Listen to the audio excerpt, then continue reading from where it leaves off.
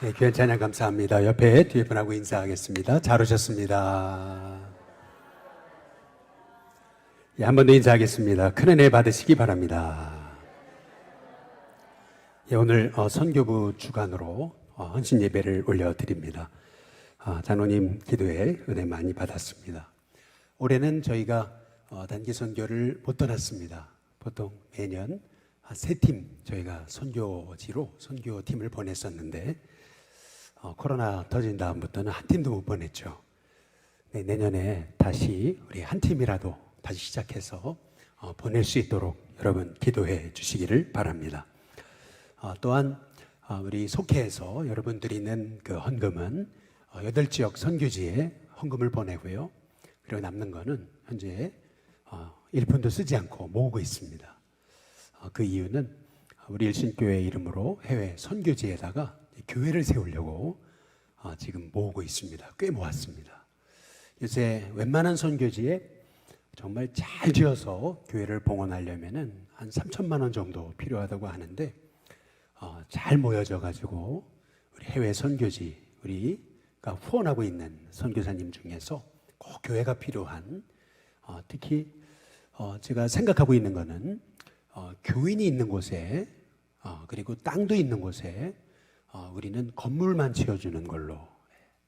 다시 말해서 땅이 있다는 것은 그만큼 그들이 헌신해서 땅을 샀다는 얘기가 되는 거고, 또 교인이 있다는 것은 건물을 지어주고 나서 교회가 텅텅 비지 않는다라고 하는 또 의미가 되는 거거든요. 어느 정도 본인도 하려고 하는 의지가 있는 그런 선교지에다가 우리 일신교회 이름으로 아주 멋진 예배당을 지어서 이제 봉헌하는 것이 저희의 선교의 기도의 제목입니다.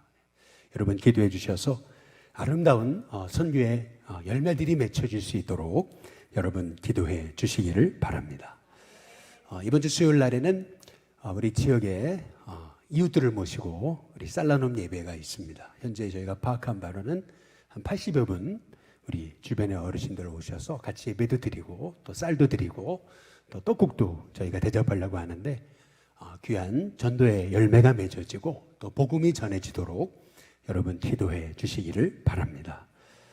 여러분 우리 사역자들이 굉장히 똑똑하거든요. 그래서 이 쌀도요 햅쌀인데 엄청나게 싸게 샀어요. 쿠팡이 좋긴 좋은 것 같더라고요. 보니까 엄청나게 싸게 샀어요. 그래서 여러분이 드린 헌금 가지고 또 그것 가지고 다 우리가 떡국도 할 수 있고 또 조금 쌀이 모자랄 것 같은데 우리가 좀 더 사서 또 어려운 분들도 섬기려고 하고 있습니다. 여러분 위해서 기도해 주시기 바라고, 금요일 날에는 회원동 주민센터에서 저희 교회를 빌려달라 그러셔가지고 저희는 뭐 아무것도 뭐 이렇게 하지 않으셔도 되니까 건물만 빌려달라 이제 이러셔가지고 저희 교회에서 동네 어르신들 다 모시고 주민 노인잔치를 합니다. 벌써 관계자들이 여러 번 와가지고 답사도 하고 또 보니까 옆에 정식품에서 뭐 두유도 막 그냥 박스로 보내주고 이제 그럴 것 같습니다. 여러분 기도해 주시고 또 동네 분들이 다 오는 거니까 섬길 수 있는 분들 오셔서 좀 안내해 주시고 섬겨주시면 감사하겠고, 또 이런 계기를 통해서 우리 교회가 더욱더 지역사회와 더욱더 깊이 관계를 맺고 지역사회와 함께 복음 전하는 우리 일심교회가 되도록 기도해 주시기를 바랍니다. 끝나고 우리 청소 은혜 가운데 잘 하시면 되겠고요. 4시 반에 함께 식사가 있으니까 또 식사를 지금 준비하고 계신 것 같은데 식사 맛있게 하시기를 바라고, 또 돌아오는 주일날 우리 오전에는 세 분이 세례를 받게 됩니다. 위에서 기도해 주시고 또 오후에는 우리 조소환 장로님 오셔서 귀한 간증을 전해 주시는데 아마 오셔서 말씀 들으시면 굉장히 좋으실 겁니다. 사바시에서 200만 뷰를 넘어섰고 요새는 잘 모르겠어요. 몇백만 뷰를 넘어서 가지고 세바시에서 또다시 강연 요청을 하고, 또 강연 백도신가 모르겠네요. KBS에서 그 강연 백도신가 그 프로그램의 그 1호 강연자였습니다. 이분이 굉장히 사회에 끼친 영향이 많아서 KBS에서 선생님을 통해서 강연 백도시를 시작했으면 좋겠다. 그래가지고 이제 KBS에서 그 프로그램이 시작된 게 바로 이분과 함께입니다. 굉장히 귀한 분을 모시게 됐는데 여러분 오셔서 꼭 은혜 받으시고 또 많은 분들 함께 초청하셔서 함께 도전받는 시간이 되셨으면 좋겠습니다. 우리 옆에 뒤에 분하고 같이 인사하겠습니다. 감사로 승리하시기 바랍니다. 한번 따라해 보시죠. 동역자. 예, 한 번 더요. 동역자. 예, 여러분 사역도 그렇고 또 직장 일도 그렇고 사업도 그렇고 인생도 그렇고 신앙생활도 그렇고 결국 우리가 간과하기 쉬운 게 뭐냐면은 그냥 내가 열심히 하면 되지 이렇게 우리는 보통 그렇게 생각하는데 실은 혼자 되는 일은 없는 것 같습니다. 우리의 사역에서 너무나 중요한 삶의 키워드가 있다면 저는 그것이 동역자가 아닐까라는 생각을 갖습니다. 내 동역자가 누군가에 따라서 내 삶의 지경은 더 많이 넓어질 수가 있습니다. 지금도 우리 젊은이부, 우리 여기 젊은 분 좀 오신 것 같은데 그런데 우리 지금 젊은이부 오늘 보니까 우리 친구 초청 주의를 하는데 9명 청년들이 새로 왔더라고요. 제가 오기 전에 이렇게 보고 왔는데 이 같은 시간에 예배를 드리잖아요. 또 같은 시간에 행사를 하고 있는데도 그렇게 아름답게 이렇게 사역을 감당할 수 있는 것은 우리의 사역자들이 참 헌신적으로 함께 사명을 감당해 주니까 그렇게 되는 게 아니겠어요? 제가 몸이 하나인데 여기 왔다 저기 갔다가 할 수가 없잖아요. 그래서 우리의 삶에서 동역자는 절대적인 겁니다. 아까도 저희 사택에 잠깐 있는데 막 애들 소리가 들려요. 그러니까 우리 아내가 오늘 또 애들이 너무나 재밌는가 보구나 이렇게 얘기를 합니다. 뭐 여러분 아시겠지만 저희 교육관은 방음시설이 전혀 되지 않습니다. 그래서 애들이 뛰면 여기 유초등부에서 뛰어도 저희 본당에 저희 사택에서 다 들립니다. 그러니까 애들이 막 뛰면은 오늘도 이제 시작했구나 이제 다 알 수가 있죠. 지금 똑같은 시간에 지금 벌어지고 있습니다. 조금 전에도 제가 보고 왔는데 제가 살짝 문을 열고 애들이 뭐 하나 이렇게 봤더니 애들 착해요. 지금 공과 공부하고 있는 중인데 선생님 말씀 전하고 있는데 제가 문을 딱 여니까 한 예쁜 아이가 목사 안녕하세요 이제 그러는 거죠. 조용하라고 조용하라고. 그런데 애들이 귀엽잖아요. 그렇죠? 한참 공과 공부 중인데 제가 문 열고 이렇게 얼굴 내미니까 안녕하세요 이제 그러는데 여러분 잘 보시면은 제가 어떻게 혼자 이 일들을 다 감당할 수 있겠습니까? 결국에는 동역자입니다. 동역자가 결국 우리의 삶에 우리가 참 간과하기 쉬운 복의 이제 키워드가 되는 거죠. 제가 미국에서 신학교를 다닐 때 우리 신학생 중에서 한인 아이예요. 1.5세인데 우리 후배들이 그러는 거예요. 저 친구의 아버지가 순복음교회 목사님이신데 뭐 제대로 된 신학교를 안 나왔다는 거예요. 뭐 그게 뭘 중요하겠습니까? 그런데 제대로 된 신학교를 안 나왔는데 그 순복음교회가 이 메릴랜드 지역에서 수백 명의 청년이 모인다는 거예요. 어떻게 그렇게 수백 명의 청년이 모이냐. 이제 그랬더니 알고 보니까 그 아들들이요. 저희 신학교를 다니고 있었는데 이 아들들이요. 그 아버지 사역을 다 돕는 거예요. 얼마나 헌신적으로 돕는지 뿐만 아니라 며느리를 구했는데 그런데 그 며느리들은 또 교회에서 정말 재주가 너무 달란트가 많아요. 피아노 반주도 하고 막 그러면서 그 청년부 리더로 섬기고 그러니까 그 자녀들이요. 완전히 그냥 그 교회에 헌신하는 종들이에요. 그러니까 아버지는 뭐 하냐면 말씀만 전하신대요. 그 나머지 사역은 다 자식들이 한대요. 이제 그러니까요. 아버지는 좀 세대에 뒤떨어져도 그래도 그 자식들이 그렇게 헌신적으로 사역을 하니까 그 메릴랜드 미국의 그 지역에서 청년들이 수백 명 모이는 이제 그런 교회가 이제 되는 거죠. 근데 결국에는 동역자입니다. 저와 여러분에게 여러분의 만남에 참 귀한 동역자를 만나는 은혜가 있게 되시기를 주님의 이름으로 축복합니다. 결국 혼자 되는 일은 없습니다. 혼자는 못해요. 아무리 혼자가 잘나도 옆에 돕는 사람이 없으면은 인생은 더 지경이 넓어지지 않는 것 같아요. 그래서 우리는 기도해야 돼요. 하나님 정말 신실한 동역자를 만나게 해 주시옵소서. 결국은 핵심은 동력자에 있습니다. 나는 부족해도요, 참 신실한 동력자를 만나면은요, 그러면요, 그 사역이 엄청 재밌고 또 뻗어나가고 지경이 넓어지는 것 같습니다. 오늘 우리 함께 보신 말씀 사도행전 19장 한번 22절을 보면은 자기를 돕는 사람 중에서 자기가 누구냐면 바울이거든요. 바울을 돕는 사람 중에서 누가 있어요? 디모데와 에라스도 두 사람이 있어요. 이 사람을 어디로 보냈어요? 마게도냐로 보냈습니다. 그리고 자기 베드로는 여기 아시아, 다시 말하면 에베소에 얼마 더 있었다, 이렇게 말하고 있습니다. 우리가 오전에 살펴보셨듯이 바울은 에베소에 엄청난 부흥이 일어날 때 내가 로마도 봐야 되겠다, 이제 자기의 비전을 선포했던 거거든요. 근데 바울이 얘기하잖아. 예루살렘으로 가기로 작정했다. 이 말의 의미는 고난도 감수하겠다, 죽을 것도 감수하겠다, 이런 말씀이라고 여러분께 말씀을 드렸습니다. 바울이 가는 길은 편한 길이 아니었습니다. 바울이 가는 길은 고난의 길이었습니다. 돌 맞고, 그리고 어려움 당하고, 배가 파손하고, 또 온 몸이 찢겨지도록 그렇게 매로 맞는 그러한 그 고난의 길이었어요.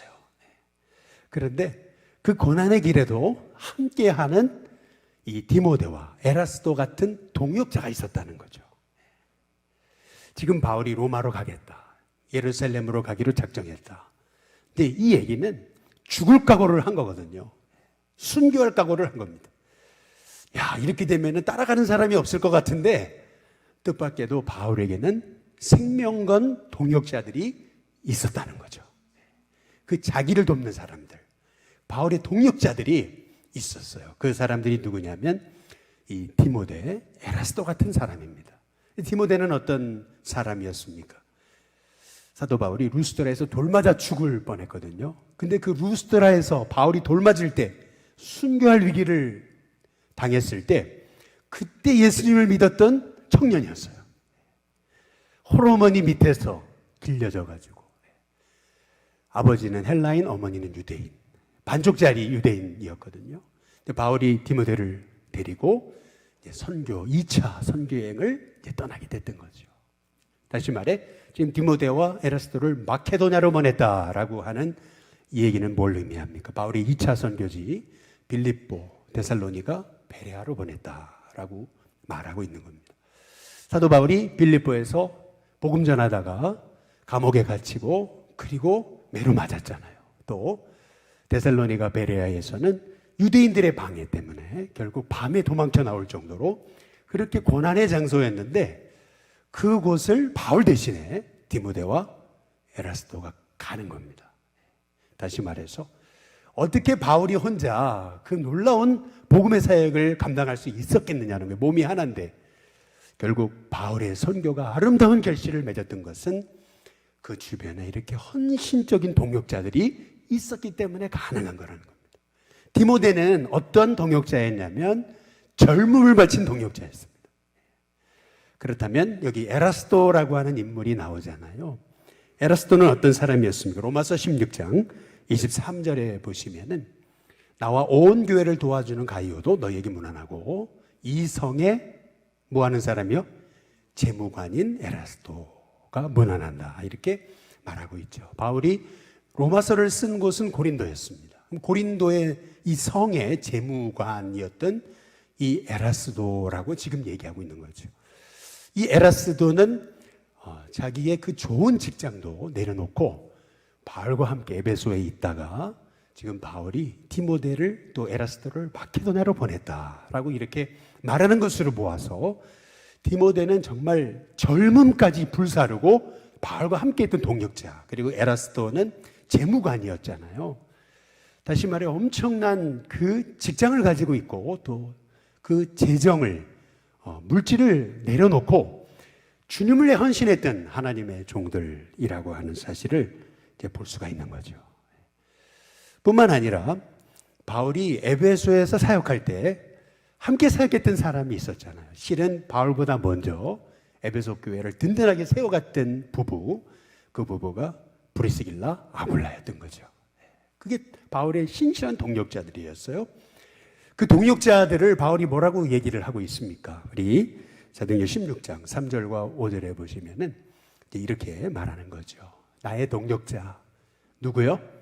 브리스가와 아굴라. 그런데 그들은 어떻게 헌신한 거냐면은 저의 어디에 있는 교회요? 집에 있는 교회다 그랬습니다. 집을 내어놓고 복음을 위해 헌신했던, 아예 집을 교회로 내놨어요. 다시 말해서 사생활이 없었겠죠. 그냥 집이 교회예요. 사도 바울, 이 복음, 주님의 복음을 위해서 집까지 내어놓았던 그런 동역자들, 젊음을 내놓았습니다. 자기 그 중요한 그 재무관이라는 직장도 내려놨습니다.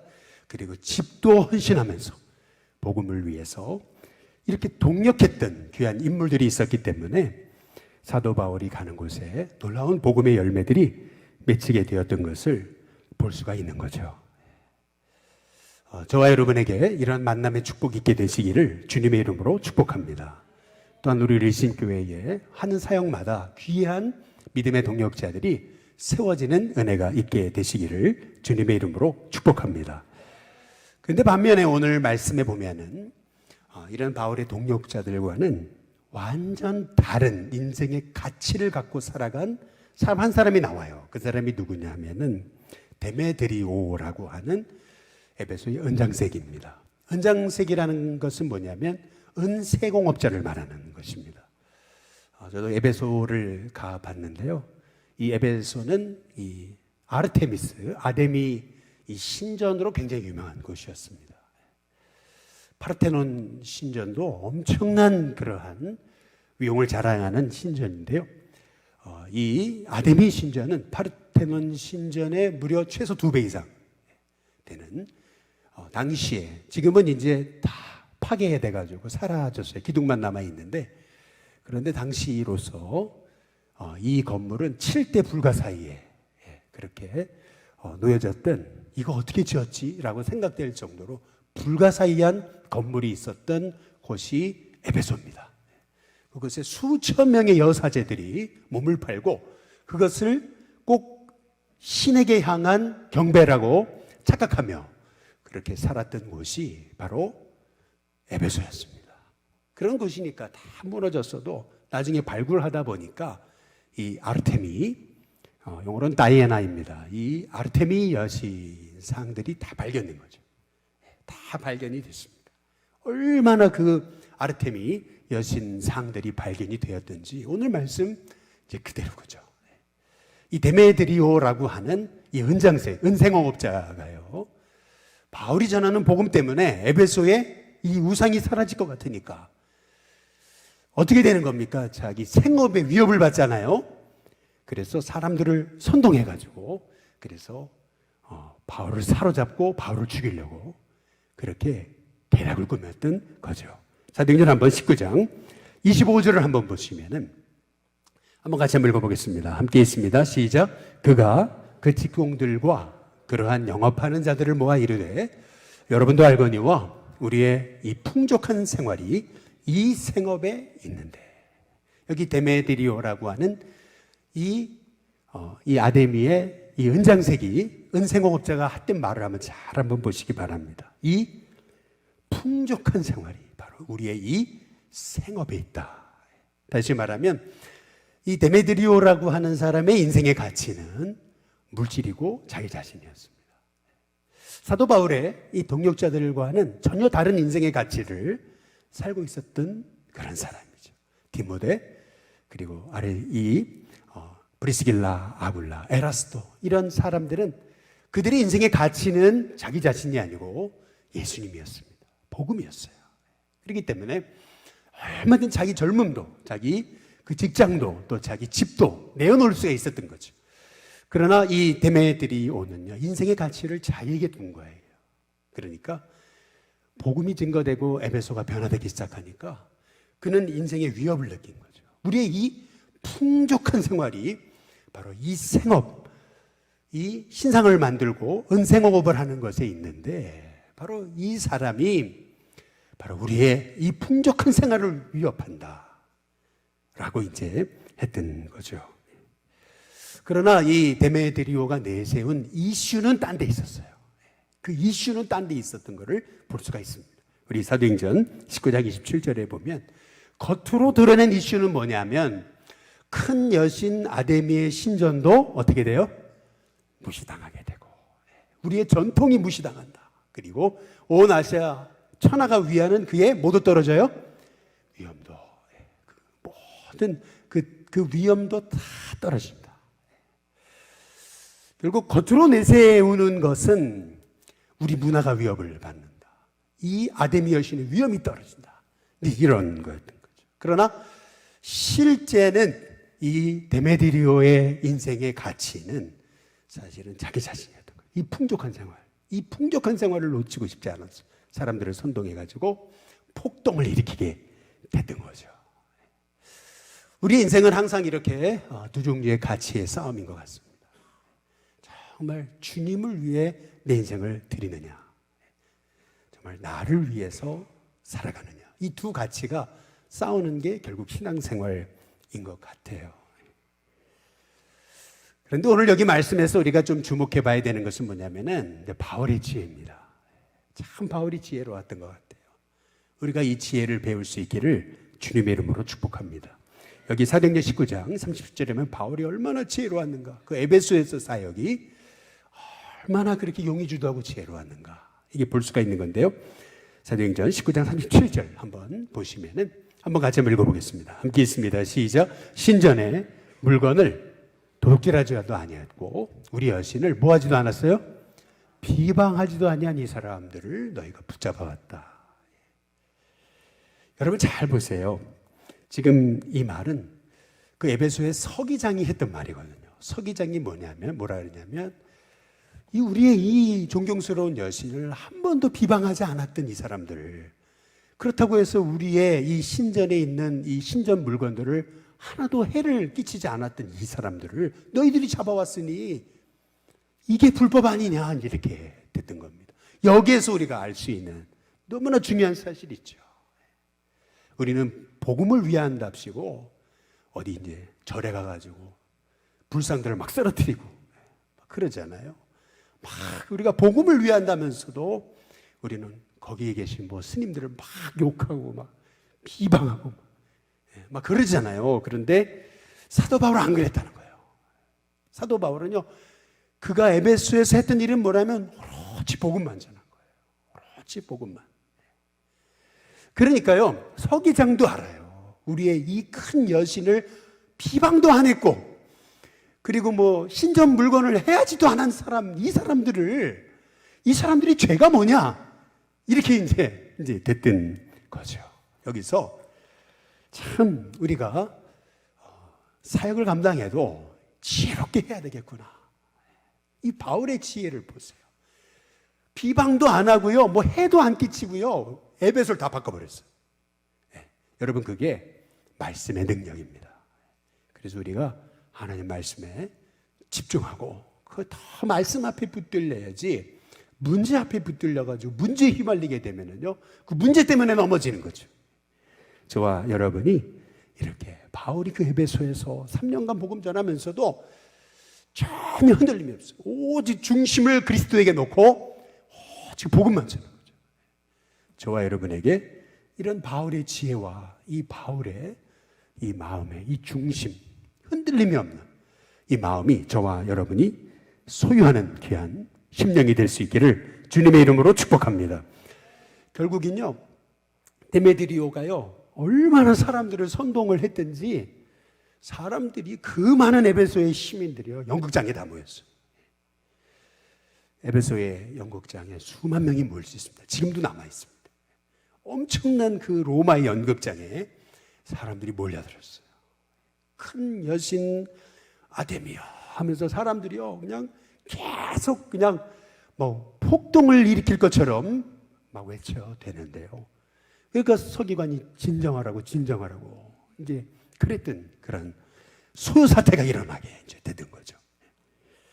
근데 신기한 게 있어요. 오늘 말씀이 우리에게 증언하는 것은 뭐냐면 사도행전 19장 한번 40절에 보시면은 이렇게 얘기합니다. 우리 같이 한번 읽어보겠습니다. 같이 있습니다. 시작. 아무 까닭업도 없는 이 일에 우리가 소요 사건으로 책망받을 위험이 있고 우리는 이 무슨 집회요?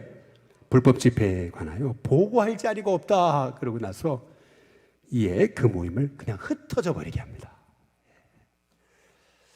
우리가 여기서 참 중요한 인생의 진리를 깨닫게 되는 겁니다. 데메디리오처럼 인생을 자기에게 두면 굉장히 인생이 요란하고 화려한 것 같아도 막 떠들썩한 것 같죠? 그러나 남는 게 없습니다. 결국 남는 게 없습니다. 인생을 자기에게 두면 아무리 그렇게 굉장히 화려하고도 요란하고도 대단한 인생을 사는 것 같아도요, 결국 인생의 가치를 자기에게 두면 나중에 보면 아무것도 남는 게 없습니다. 그런데 바울과 이 디모데 그리고 에라스도 이 브리스길라 아굴라 같이 인생의 가치를 하나님께 두었을 때 고난은 있습니다. 어려움은 있습니다. 그러나 인생의 가치를 하나님께 뒀을 때 생명을 살려요. 그리고 놀랍게 열매 맺는 삶을 볼 수가 있는 거죠. 신앙생활이란 결국 이 두 가치의 싸움인 것 같아요. 이 풍족한 생활을 놓치지 않기 위해 인생의 가치를 나에게 두는가, 아니면 고난이 있어도 정말 인생의 가치를 하나님께 두는가, 이 두 가치의 싸움인 거예요. 그런데 놀랍게도 나를 위해서 인생의 가치를 두었을 때 남는 게 없더라고요. 그런데 주님을 위해 가치를 두고 인생을 살아갔을 때 고난은 있었어요. 그러나 하나님은 하나님께 인생의 가치를 둔 영혼을 통해 지금도 복음의 아름다운 열매를 맺게 하시는 줄로 믿습니다. 여러분, 어떤 삶의 가치로 살아가시겠습니까? 오늘 이 시간 우리 함께 같이 찬양 부르시고 우리 같이